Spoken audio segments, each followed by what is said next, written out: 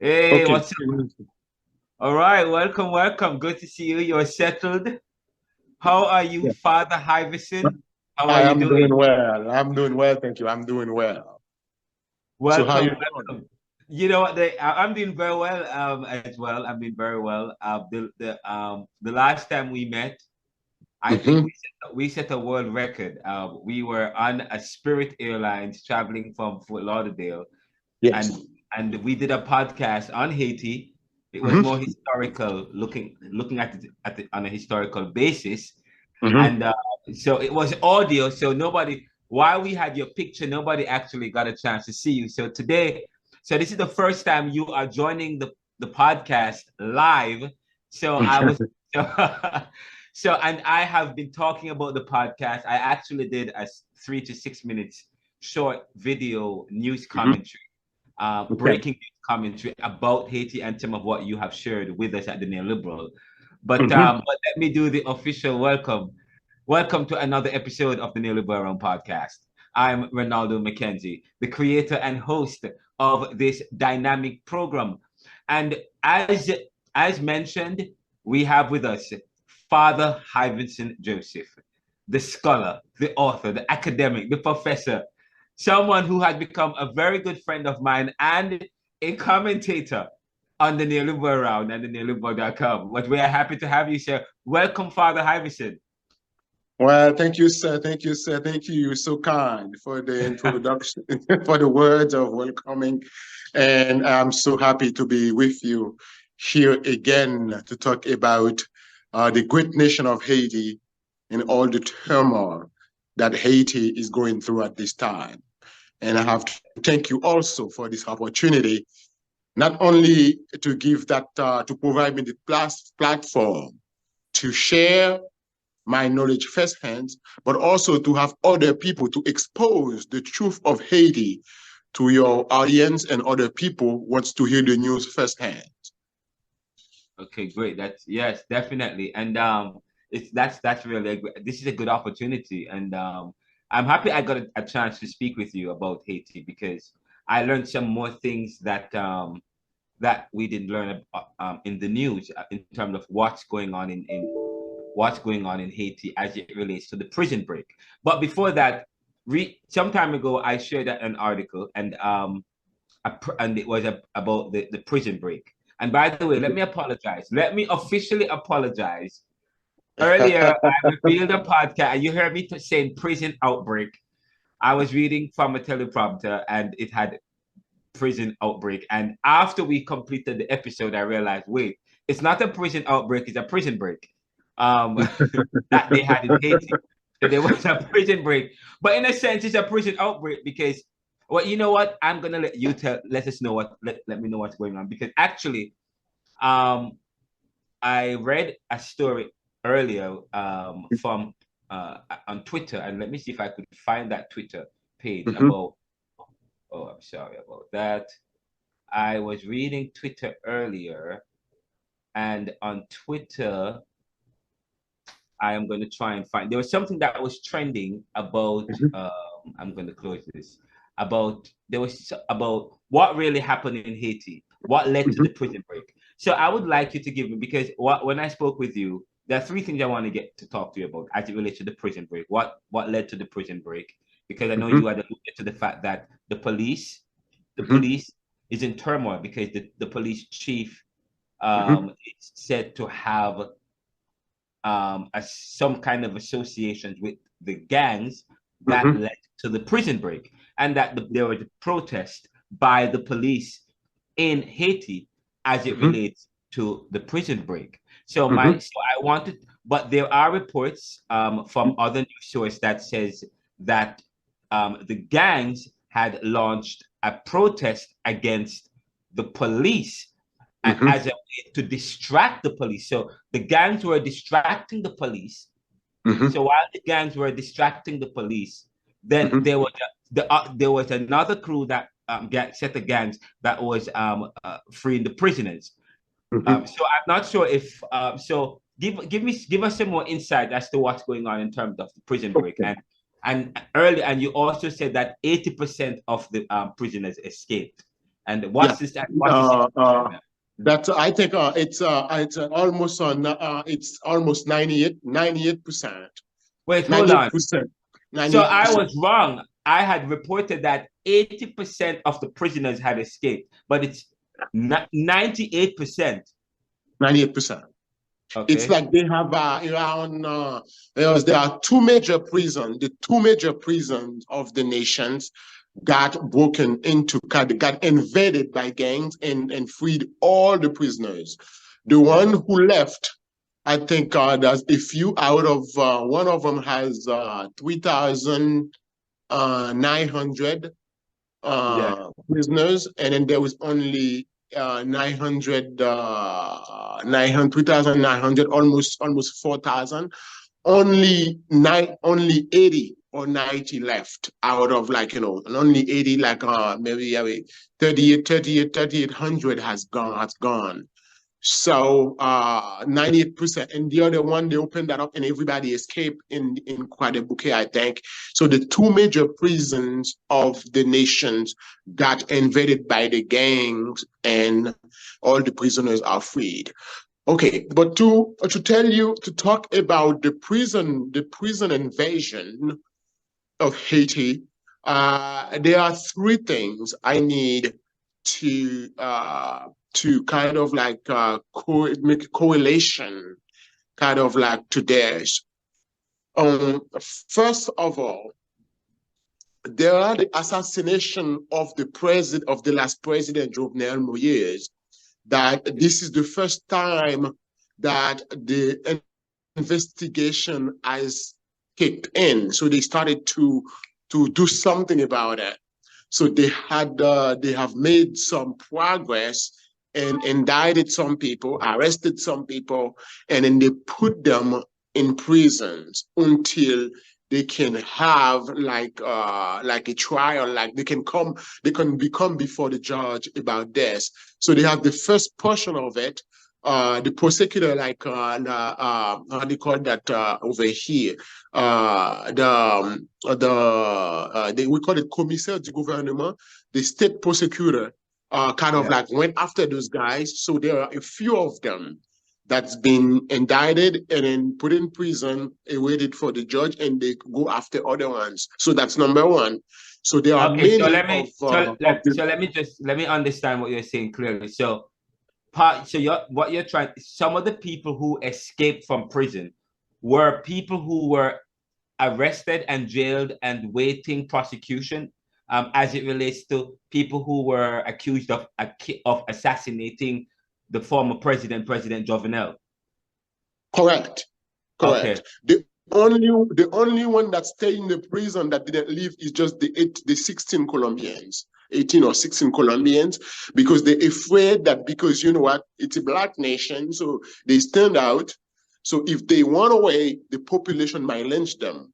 So they stayed. They didn't want to go anywhere. They stayed in, even though the door was wide open.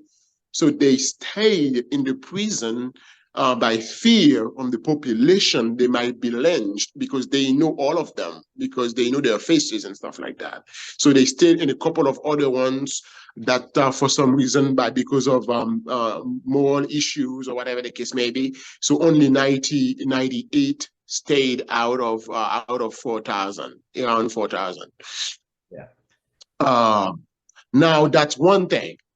There were also some major gang chief. Hold on. Okay, let me ask you something. How many, before you go on, in terms of the prison, you said, so how many prisons are there in Haiti today? Well, not so many. I don't want to make a mistake to tell you a number that will not be correct, but I think we have one in Port-au-Prince.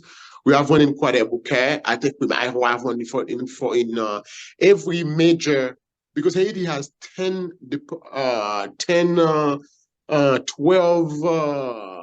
departments and stuff like that. So the country is divided into, like, like we say county over here. So every major department or maybe every major county has a prison, but the main prison, like that, we will say that the state the state federal prison. prison, the main prison of the, it's in Port-au-Prince. Like, you know, the main state prison is in Port-au-Prince, is Pénitencier National, the national prison in Port-au-Prince. This is the one that they went to first, and then that where all the major all the gang chief that was apprehended, gang people kidnapped for kidnapping, for gang related and all that, they were in that prison. So so let the me other so one, okay, so there are several prisons in Haiti. Were they yes, all affected by the prison break? Was it widespread in terms of the prison only break? the two major ones, Okay. the two most secured, the two greatest one, the two biggest one.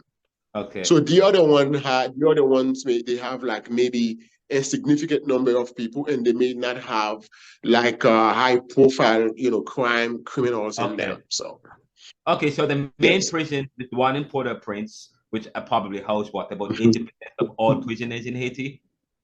Yes, that's right. Okay. That got correct. And then the other one is in Croix-des-Bouquets, which is another town, which is like maybe 60 miles or, you know, or 80 miles, you know, not 60 miles, maybe I should say, from not even that one, 40 miles maybe, from the one in Port-au-Prince. The other one is in Croix-des-Bouquets. Now that the two things, it's like gang criminals, like gang who are like high profile, like, you know, kind of high ranking you know, members who get arrested and jailed, number one, and then the people serving life Jovenelle sentences Moise. yeah. Yeah, there's a life sentence and high profile criminals that are in those, so they all in the loose.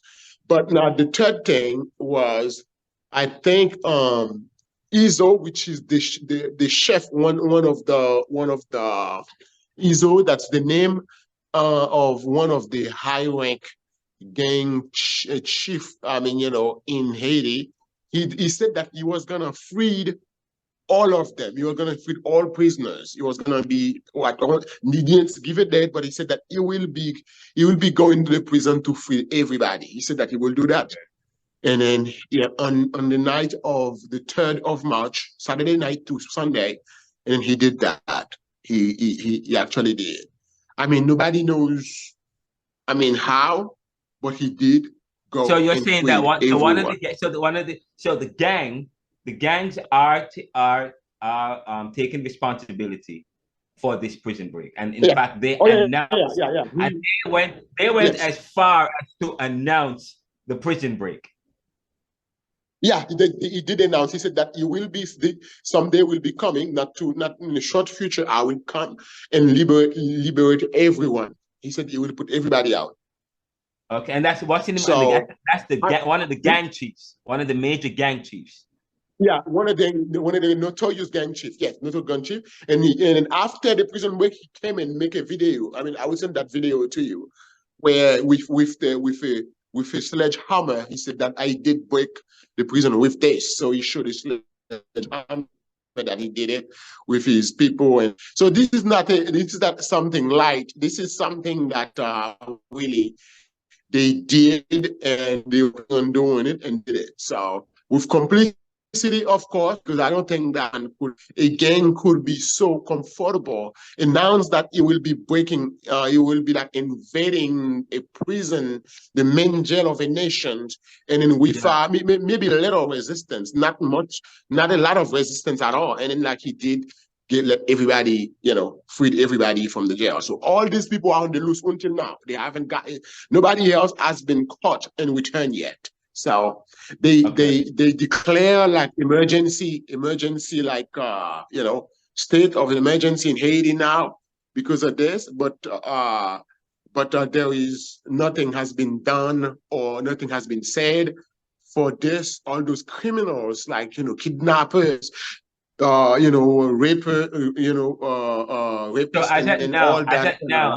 So as at now, You know. since the prison, so is it true? Is it true that the gangs? Is it true that the gangs were protesting against the police as a way to distract them in order to break into the prison and get the prisoners out. Is that true? Are you aware of that? I would not. I don't have any evidence to substantiate that as is to distract them. There was no major. There was no major. I mean, in at face value, the gangs and the police, if what you can see, they don't seem to get along. Yeah. But everybody knows nobody was born yesterday. So there is no country, no state where gang will be so comfortable unless the state itself, like the government or the police, are in complicity with them. So wherever gangs are so strong, they infiltrate the police like the state is weak or the state is supporting them. That's the correlations. Otherwise, gang cannot be so comfortable. So that's the only way. I cannot substantiate whether or not they were doing some sort of some sort of protest. There were some protests afterwards. I will tell you why there were the protests afterwards. So after that, there were two things that happened. That prior to that night, there was a raid. Like they pretend like there was a raid from the police. Pretend that they're gonna raid some because 80% of the population of the capital is being overtaken by the gang. Yeah. So there was a raid on the week prior to the prison invasion. So, and three police officers were murdered and chopped. Like they've been chopped like butchered, kind of like put them in a wheelbarrow and stuff like that for the world to see. And then the police were upset about this. They said they need to get the body of their comrades, and then at least for their loved ones to bury them and to mourn them. And then there they lashed out against the police, the police chief and the police commands, chain of commands to say, you know what, I know you guys, we're not gonna let that slide because that's our comrades. So started from the head of the police or the chief of the prime minister of the nations. So the police are mad. The police force is mad.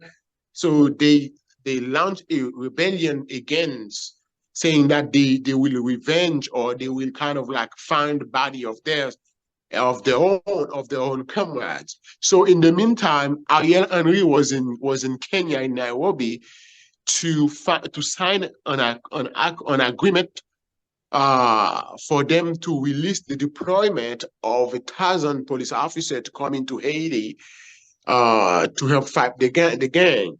So, and then they went and occupied the airport, saying that that's where you will land. So they occupied the airport. Now, the gang said, well, they don't want Ariel Henri. No, they no longer want Ariel Henri on power, and then they want to come also to prevent him from landing in Haiti. So they don't want him there no more. So they invaded the two major airports. Wait, hold up. This is breaking. Wait, so the gangs, and I broke the news that Ariel Henri is exiled in Nairobi. Yeah, he was in Nairobi, and then when he wanted to go back home, and then the gang and the police, they're not in common accord though. But the gang and virtually they're not in common accord. The gang and the police virtually they are not, but they both said he's not coming back. Wow, this is interesting. This is interesting news. Hold up, this is interesting news. The gang and the police they are not working together, but they both agree and are saying that they oppose to the Dr. Ariel, the prime minister, coming back to the country, and even and the gangs have even gone as far as to invade the airport. Yep, correct. So prior Wow. to the day that we supposed that there was a big confrontation between gang and police at the airport, where I think there was like a plane from American Airlines that got shot or whatever the case may be. And all flight in Haiti, there was no flight. There is no flight in the airport now. There is all flight has been canceled since As at now. as of now, as of now, and that as is of now, not yeah. as a result of the prison break. It's as a result of the gangs of gang and the police and gang they invaded the airport saying that Ariel Henri is not coming back to the nations. So that and then well, this is I know the gangs and the police. The gang and the police are working together. But yet we're hearing that the gang. Well, they're not working together, but it's two trains going into different direction toward one. They go different route, but toward one destination. Yes, it sounds as if they're working together. But continue. Sorry, but this is interesting news. Continue. Yeah. So I think that now Ariel, I think they deployed. We have an embryo of army. They deployed the army to go to the airport. Also to give like to support the police for the gang that taking over, but they both kind of like stand their own ground. But their common goal is that Ariel is not setting foot on that land. So Ariel went to Dominican Republic when he was coming home, and he heard that they tell him that things don't look good. So he asked to land in our neighbor in the east, with the Dominican Republic, and so that at least he can get in via kind of like ground transportation to Haiti, because he could have gotten to Haiti by ground transportation if he had landed to Dominican Republic. Well, the DR said no. The DR said no. We can't allow you to. I would have been surprised if they had said yes, noting the relationship and the bad blood between the two countries, which still exists today. Well, bad blood, and then I mean, some people went further than that. They say, well, it sounds like this is the people said that, you know what, that the finger of the United States is deep on that, because America is the one also that kind of like, they said that the United States is the one that lead Dominican Republic and Haiti behind the scene. So it might be a way of keeping Ariel Henri out of the nation without asking him. So in addition to the gang to tell him not to return, so Dominican Republic said no, because they have an analysis to say, well, if a plane was gonna go to another destination, so they must have said yes, and then like while you're in the air, they said no. There must be like a change of mind while you are on the trip. So now, Dr. Henri now is in Puerto Rico. So I think he landed in Puerto Rico, which is a territory of the United States. You can understand that now. So United States will have just to take the phone to say, let this plane land in that land. Puerto Rico cannot say no because they're not independent. So it's easy fix. So they had them landed in Puerto Rico. So Mr. Henri is in Puerto Rico since, I think, 2 days ago. That must be since Thursday, since Tuesday. He's waiting now. I think they said that America, there was an article that came in my Miami Herald that says America has asked him to resign. So I think yes. Okay. So Miami Herald said, the Department of Homeland Security, the Department of State of Homeland Security, ask him to resign. I think the plan is things already kind of like leaked out. I think he's gonna go to your home, sir, to Jamaica, and then where he's gonna. So my home is here in the U.S. now, to be honest, but that's my homeland. Yes, my original home. Yes. Oh, he's gonna go to Jamaica. So that's the plan. He's gonna go to Jamaica. The plan for him to go to Jamaica. Yeah, the plan that he's gonna because you know that Jamaica after he resigns. very active. Yeah. After he No, he resigned, has not. He has not yet. After his one, yeah, I think they said he's gonna offer his resignation there. He's gonna read his letter of resignation there. But it sounds like those things in the making. In the meantime, the CARICOM, who the CARICOM that used to lead effort, like congressional effort, like to see if they can have a solution to the crisis. They're meeting with the politicians, to the elite, political elite of Haiti, the politicians, and to find a way out of the crisis. Whereas while Ariel is kind of preparing his resignation letter, and then see how they can get the country out of this, big kerfuffle, like a big turmoil. So that's where we are now. Who's managing? Who is serving as the prime minister or leading the government or the affairs of the country right now? Now that he is. Go ahead. Yeah, now that that's a very good question. Yeah. I think that what they have now, they have a council of ministers, of Secretary of State, so I call it council of ministers. So they all met, and then I think usually when that things happened, I don't know, one of them supposed to, I don't know if it is one of them supposed to ensure the lead, but they have to have consensus on the decision. But since he is no longer there, but I'm sure he talked to them by the phone, tell them whatever wish he had. So he has a phone, and all the ministers, they're still in place. They have not resigned, so he can call them and say, and he can call the chief of police. He can call and stuff like that. So the nation is now on. There is no specific heads of the nation at this time. That they have like a council of ministers that's on the nation now. Like while there is like the vacancy.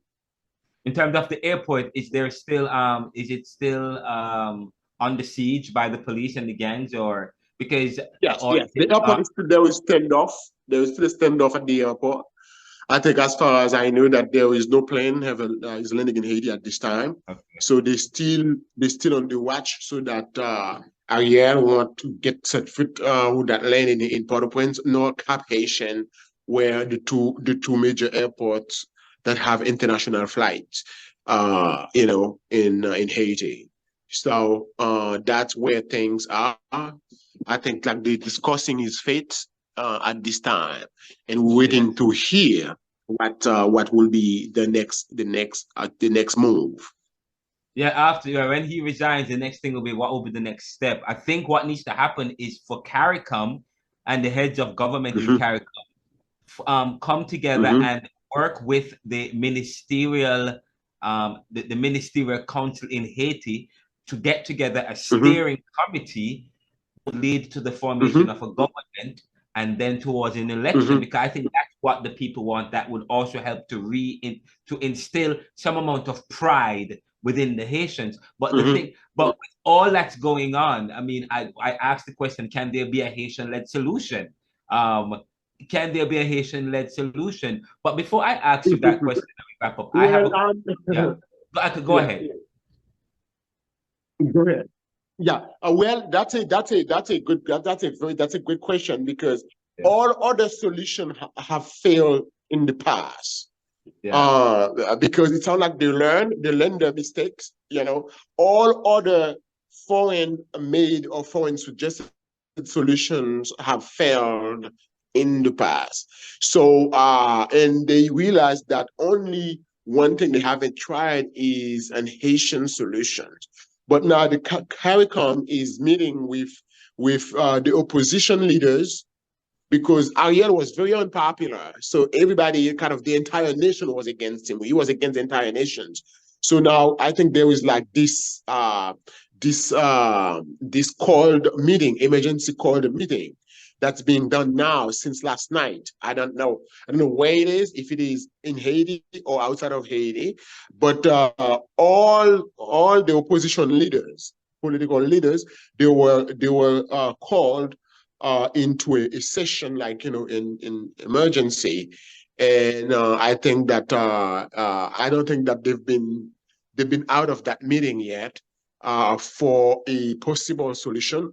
Among them, they need a two-headed government, because Haiti is different from the Commonwealth nation. Like, you got the prime minister that run the nations, and then, like, the queen can be like the head, kind of like the head, like, honorific of the nations. Haiti always, the constitution said that there must always be a president and prime minister, and the roles are different in terms of what they can do, what they can do.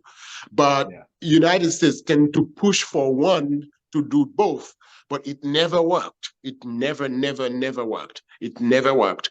So now I think Haiti pushed for a president, a president, like, and then a prime minister that's gonna be on a kind of like they there like for a short period of time with a space. Yeah, that's a clear path, being like, kind of roadmap to do election in a very defined and clear period of time, and then to get somebody, to get all the elected, because in Haiti there is no elected official at all. There is not one elected person in Haiti now. There is not one elected person in Haiti now. So there's an issue of leadership, issue of democracy. By the way, did Henri sign? Did Dr. Ariel Henri sign that treaty? Which one? The treaty in Nairobi that because Kenya was, yes, I think he did. In order for them to send a peacekeeping force or security team there, you guys have to sign a treaty. Yeah. I don't know, what was this treaty? Tell us. Did you sign the treaty? Yes, I think the treaty was signed. What happened is the deployment of the force was challenged by the opposition of President Ruto. And Parliament, like this kind of like Parliament did not condone, Parliament did not approve for the force to be deployed in Haiti, on the basis that the constitution said for Kenya to have the police deployed on somebody's land, they must have had bilateral relation with that nation prior to that to happen. So that's one of the bases. Like the Parliament of Kenya didn't approve the force to be deployed to Haiti. So what Henri had done, Dr. Henri had done, so he went to Nairobi. That's the faithful. That was the fatal trip. So he should not have gone there. So he went there to sign that treaty that was lacking. So in order to kind of like for the Supreme Court, to allow the trip to be gone to Haiti, and the treaty was signed. And they both, shook hands. They both shook hands, and then say, "Okay, now we're gonna be on our way soon." And then things blew up on his face. So I don't know if the new government will kind of like pick it up from there. But this was very unpopular. Are you there? I am. I'm just fixing something. Sorry about that. Okay. Yes. So but the thing was unpopular in over there, but it was somewhat unpopular in Haiti as well. So now we have yet to see how they're gonna move forward with this. But the treaty was signed. Okay, but and what about in terms of the prison break? So the prisoners are still at large. Yes, the prisoners at large. This is the major concern, that like notorious criminals, like high profile rank. I mean, kind of like the prison assassins. They all in that, and a lot of gang members are in prison, a lot of like kidnappers in prison, a lot of other like, you know, kind of notorious criminals in prison. So they're all at large. So this But is another concern. yeah. And what about the Go police? ahead. Because the police force, the Mhm. police is the police able to find these prisoners? Do they have the resources and the tools? And what of the relationship between the police and the police chief? Is there Oh, still some kind of protest by the rank and file against yeah. the police chief? Is he going to be, are there calls for him to also go? What's going on with that? And how can, if there is Well, some kind, what's going on there? Because how, if there is yeah. some kind Well, of clash, this is chaos. how can they fix the problem? Yeah, Like this you is, say, it's, yes. like you, you are a thousand of miles away, but you describe the chaos like as with your right Yes, mind. You already described the chaos. So it's yes, chaos. So like you said, it is, yes. it's chaos. It's It is. chaos. So the relationship, who knows? I mean, you know, kind of what is it like? I think that when they declare like emergency, like the county is under siege, like, you know, kind of like when they declare that state emergency and stuff like that, State of emergency. the army, oh yeah, state of emergency, the army, we have only 1,500. We have like the President Jovenelle Moise, as we started as we mobilized the army that was demobilized in 2004. So we only have an army of 1,500 troops. So they for the first time they put the army, kind of like they deploy the army to help bring order or stuff like that. But I don't know how's that working. The army may be associated with the police, but the gang is on the other side. So I don't know if the police chief is still having kind of like, is his word still respected? I don't know, but I know that some of the police officers, like the police the police force, they were mad about the brother that's been like mutilated and then choked, like, you know, kind of like body stuff like that. They're still mad about that. So I don't know what the state of the country is now. So as you ask that question, it is now chaotic.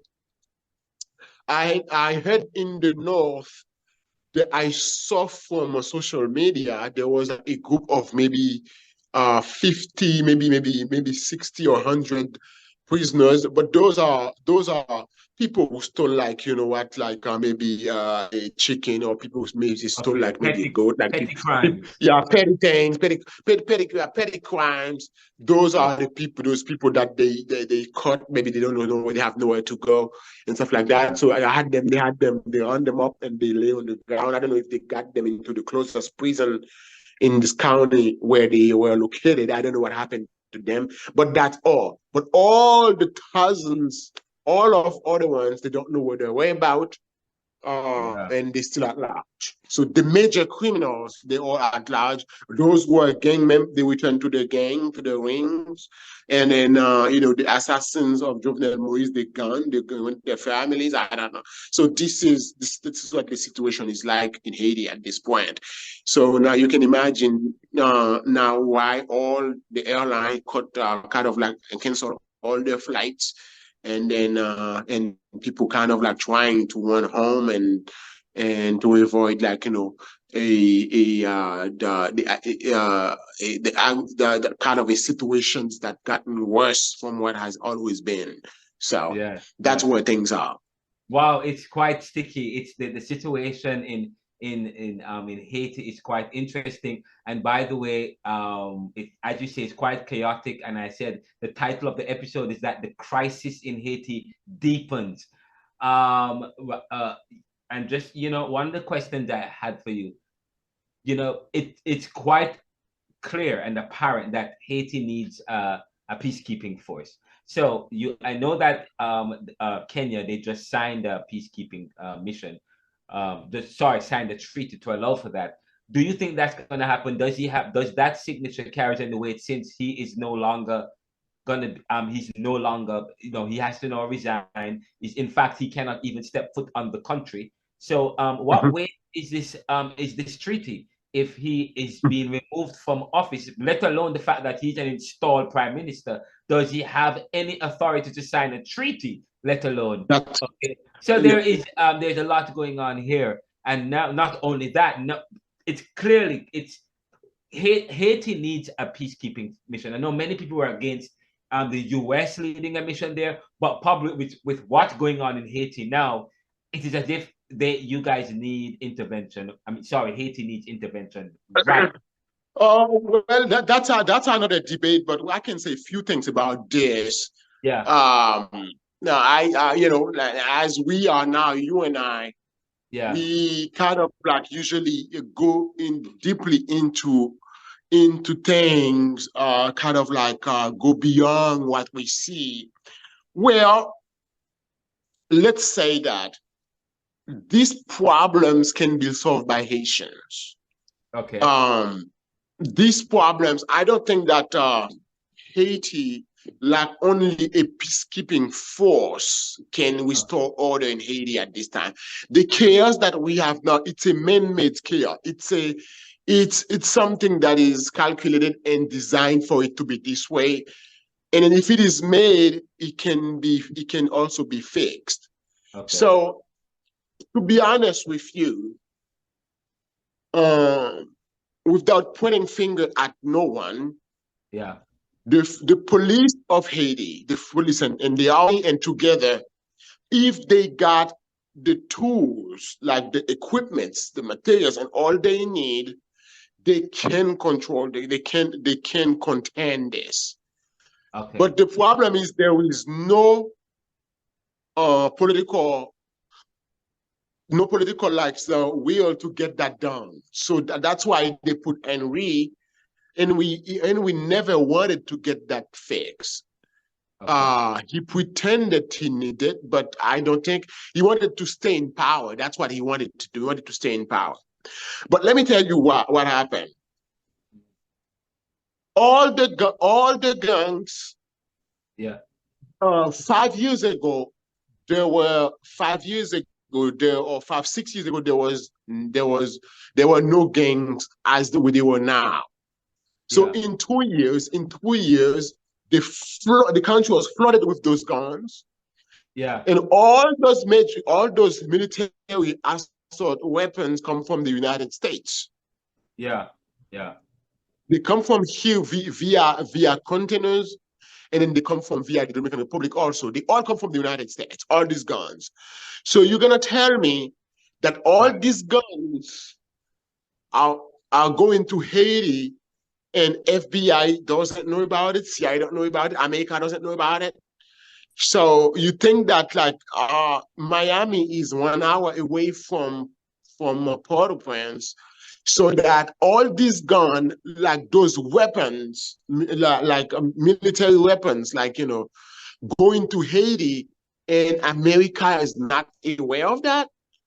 So I will doubt.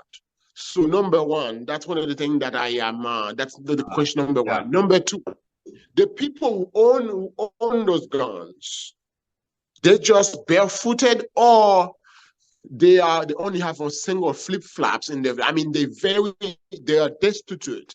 Gun can cost like thousands of American dollars, and the person maybe doesn't seem to have had even $10 in his pocket at some point. So where did it find that gun? How does the guns get into his hands? Number two. So, and now, so why all the Haitians oppositions, they say, well, give us like the money that you're gonna be spending on sending a foreign troop.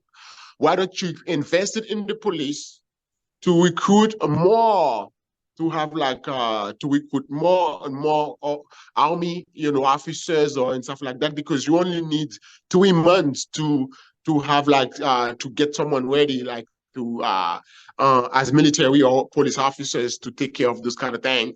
So they said, why don't you invest it in the police or in the army to take care of their own problem? Why do you want to have somebody else come in? It's like if we have a major problem in the United States, they would want England to send officers to help them. They would always say no. It's not. It's let's send friends to help us. We have something like 9/11, so we need French soldier here in America to help us when 9/11 happened. No, there was no such thing.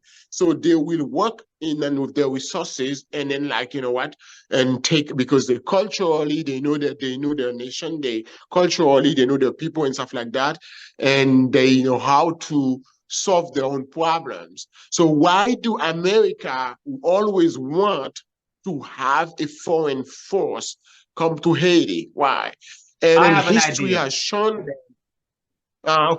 And history have shown we have almost 3, 4, 6 missions. They all failed. They all failed. They bring chaos, they bring diseases, they never accomplished the purpose to which the mission they were sent. So go ahead, let me hear you. Actually I think that I had done a podcast about that. I spoke with another friend of mine, a student in my class who happened to be a pastor as well in Jamaica, who is from Haiti. And he did allude to the fact that was it cholera?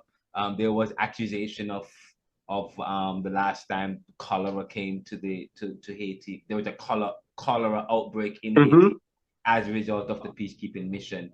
Yes, and I think the U.S. Department had alluded to that, and they said that I think they are trying to be careful about that as well. But maybe I think. And they fathered many children too. They left so many kids. So among them, I have a cousin who had kids for a Pakistani, and he left these kids are struggling. These kids are struggling in Haiti now. Go ahead. Yes. But you said, so what Haiti needs is not necessarily a peacekeeping force or mission, but that is foreign, but one that is also local, but equipped with the resources and the tools to fight the gangs. Exactly. But right now, the force, even if we have a force, the force is, how equipped is the force against the already established and trained gangs? So I guess that is, now, say for example, in Ukraine, the Ukraine-Russian war, I know that there have been calls to support Ukraine, equip Ukraine to be able to fight off Russia. What about, I think so maybe that's where the conversation should be around, in terms of sending in the tool, and probably in terms of them, and language is important. Instead of saying, because of the history that Black people have, especially in the West, in the global. So the history that we have, language is important. We don't want to still seem as if we're still boys and children. So instead of saying we're going to send a peacekeeping, I think they should say, just as how the KGB cooperate, or not the KGB, is it KGB? Or the Scotland Yard cooperate with the CIA and the U.S. intelligence to apprehend somebody in the U.S. So, say for example, and the FBI also work with people with foreign intelligence, and they call it cooperate. So probably it could be that they could change the language. They said, okay, we are planning to we're going to cooperate with the Haitian police to help, which includes providing resources, equipment, intelligence, information to help bring about law and order. So publish the language that probably we well, man, let me tell you, in this process, that must be 2 years ago, we were supposed to purchase this. I mean, now you see, let me tell you one thing. While all these guns that went going underground, to go to Haiti and to arm the gangs, Haiti has an arms embargo on it since 1994, since 1991. So they say that we cannot buy weapons. So they don't want to send weapons to Haiti. So America said, that there was like an embargo that was placed on Haiti since 1994 by Aristide. They still hold the embargo against Haiti not to be able to purchase weapons to fight the gang.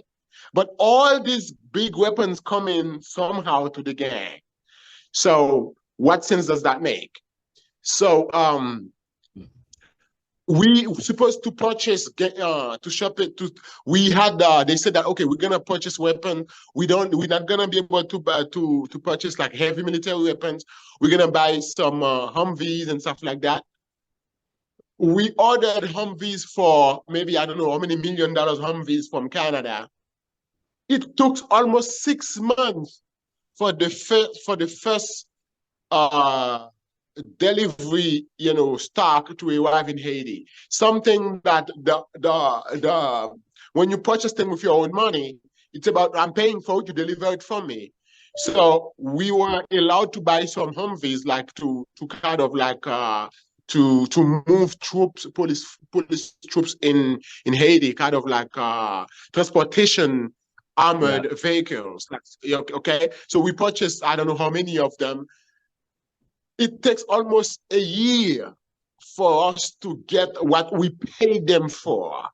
Oh, wow. Kind of like very slow for them to arrive. They arrive by 250, and then you know what they said? The winner said 300. And when they arrive, some of them have no radiator, some of them was faulty. So it's just like what people think like Haiti is kind of like those. They still think like people are still stupid. People are no longer, people can see now what people are doing. So we know what's going on. We know what time it is. So, okay, so you guys, so Haiti bought Humvees from Canada and they took forever to get there, which Canada is in North America, which is right there. Yeah, right there. And then like, and then like, and then $1 billion of weapons can travel to Ukraine very quickly, which is thousands of miles away. And then whereas to come in like with a few Humvees, just Humvees, like to move troops around, to move like police around and stuff like that, armored vehicles, so they cannot, it takes almost a year for a few hundred, things to arrive in Haiti. And when they arrive, I think that there were a few of them that didn't have radiators, that some of them were not completely assembled well. Were not assembled well. So, we know what's going on. And you can imagine why Canada, when they say Canada to take the head of this mission, they said no. America said no. And then like they have to go all the way to take William Ruto to say, yes, I'm going to send and stuff like that. But this will be, let me tell you that will be a disaster too. I can tell you that. That would be a disaster too. So, and wait and see. If that ever happened, it will be a disaster as well. So. Wow, this is great. This is great news. We're going to have a part 2 because the news is happening in Haiti right now. The prison break is happening. The Ariel is happening. I mean, this is interesting. The airport is happening. I mean, our Americans is stuck in Haiti right now.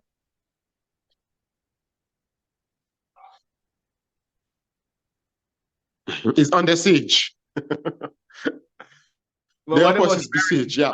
What about, are there any tourists in Haiti right now? Tourists from the US? Or are there any tourists that stuck? No, I mean tourism has been dead long ago. Haiti on a high alert, like kind of like on red, not to travel to Haiti now. So the people that might be in Haiti now, maybe missionary, maybe people who did for charities and all that, missionary and stuff like that. But I don't think like there was any tourists at this point in Haiti. No.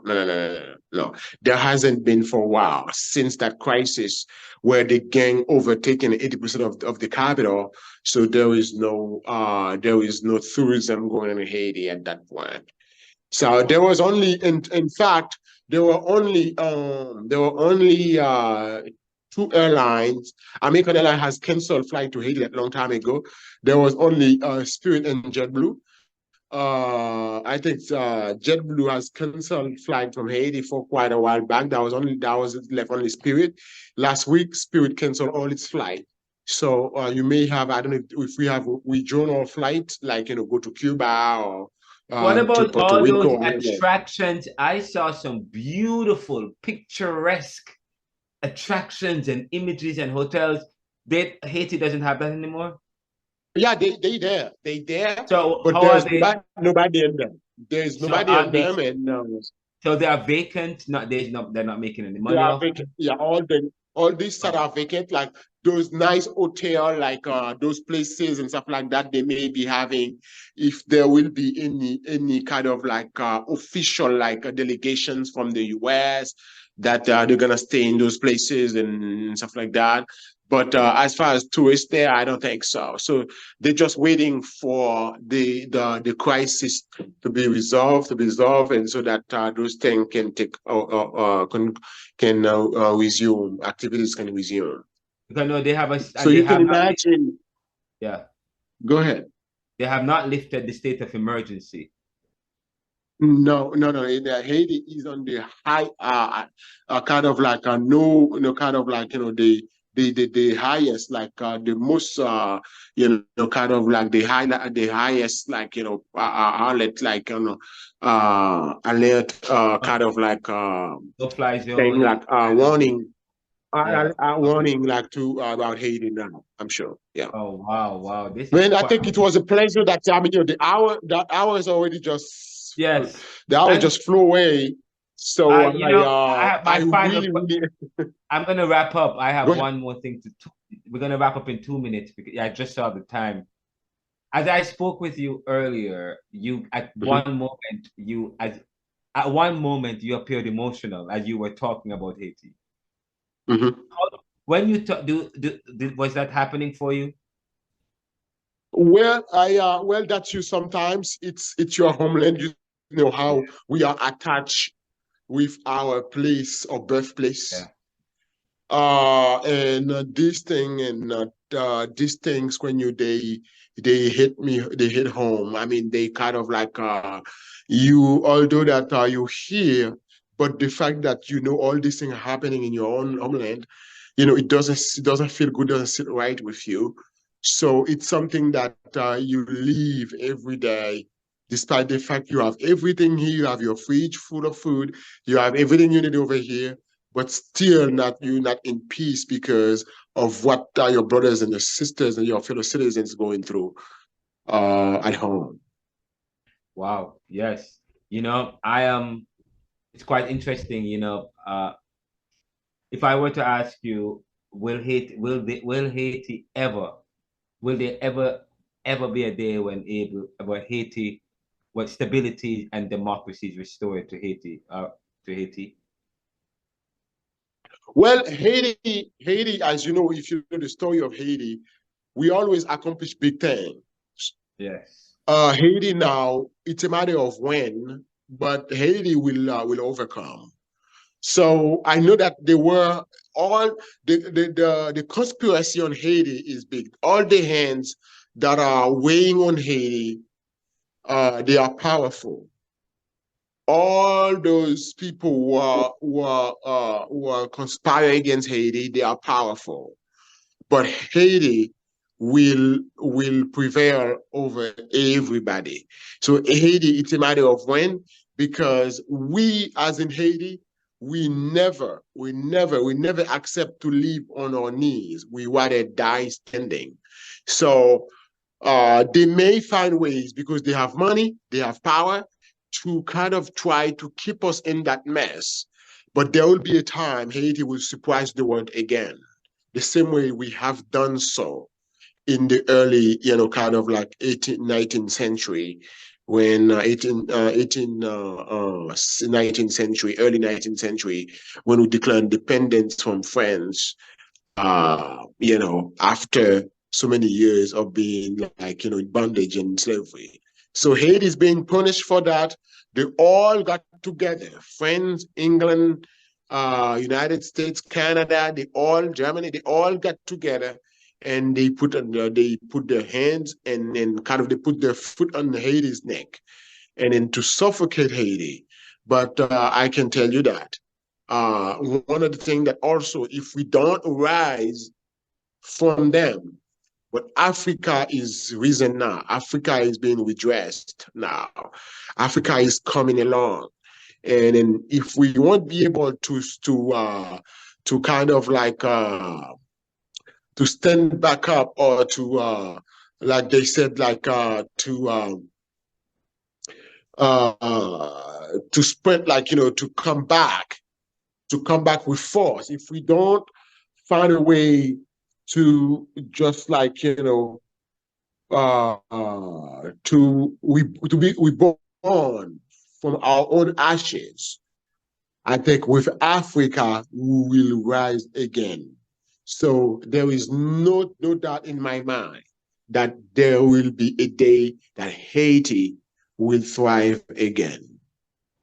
Thank you so much. And well, with that, we will end part 1 of an ongoing series. We'll have to, because there's so much, my brother. Boy, it was deep. It was intense. I really appreciate you coming back to the show, this time in video, and we finally made it happen. Yes, good. Yeah, man. Yes, it did. It did happen. It did happen, and it would be my pleasure anytime that we can plan something like that again. We can plan out something like that, and we can continue on as the situation in Haiti is evolving, and then we continue on and to inform our audience, and to keep them informed about the truth, the reality of what is going on in Haiti. How can people get a hold of you, for persons who want to reach you on social media? Hyvenson. Well, they can reach me, like, they can send me an email. They can reach me, like, I don't have, like, you know, a podcast, like, you know, kind of like social media set up for now, as the thing that I'm doing now, that you leave me no time. But I'm gonna, the next time we have a meeting, so I'm gonna have, like, you know, a page where somebody can come and comment and leave me. Yeah, like, that would be good. There were the stuff like that. Okay. Yes. All right. Great. Well, thank you so much, Father Joseph. Father Joseph. And you wrote, what's the name of your book? I think, didn't you write a book? I did write a book. That's a book about, like, it was much about, like, the church in Haiti, the Episcopal Church of Haiti, how it has emerged from the Church of America, and then it has become its own. And then, but there is another story, because they are in turmoil over there also. That's another session itself. I have written this book. It's about the Church of Haiti, like the Episcopal Church of Haiti. Which is the one you call the Anglican Church in Jamaica. We call it the Anglican, but we call it the Episcopal in Haiti. How this church has emerged from the United States.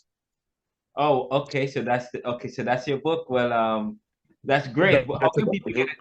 And that's available on Amazon, Barnes and Noble. No, I think that I had written it, and then, like, I think they have it, like, at the university, where University of the South in Tennessee. That's where I have a copy of it there. But I never pursued, because at that point I was working on my second master's, and then, like, I didn't have, like, money to get it, like, you know, printed and stuff like that. But it's there. I had an offer to get it printed, but I missed that opportunity. But if anybody's interested in it, it's over there at the University of the South in Tennessee, and that's where they can find it. The Neoliberal Corporation, we're a publishing company too. I'll check it out and probably have you come and share from that book one of my classes, talking about cabin theology. Okay. Yeah, and that sounds really good. The Episcopal Church in Haiti would be a very good topic to talk about. But thank you so much. It's good to. I would love to learn about the Episcopal Church in Haiti and how it emerges from the American experience. I would love to learn about that. So we'll have you back on the show another time, just talking about that. But the next time we have you, probably about that. But we will also have you back talking about Haiti and what's going and the developing story and the developing saga. Well, thank you so much. Thank you so Thank much, you my for brother. listening. Yeah, man. And Greetings thank to you. you. Yeah, All man. right, And yeah, thank you, man. guys. And thank you for Peace and listening to love. Peace and Love. Take care. And thank you so Peace much and for love. listening to another episode of the Neoliberal Realm podcast. And please, if you want to send us an email, info@theneoliberal.com and Renaldo McKenzie @theneoliberal.com. Please visit us on social media. We're on Facebook, Twitter, Reddit, Telegram. Where else? There is nowhere where we are not. Visit our website at theneoliberal.com and renaldocmckenzie.com. And just so you know, we have a special production coming up where we took to the streets and interviewed several people in Philadelphia, and they are talking about their support or non-support of political figures. That's what's coming up next after this published episode. Thank you, guys. Walk good. Take care.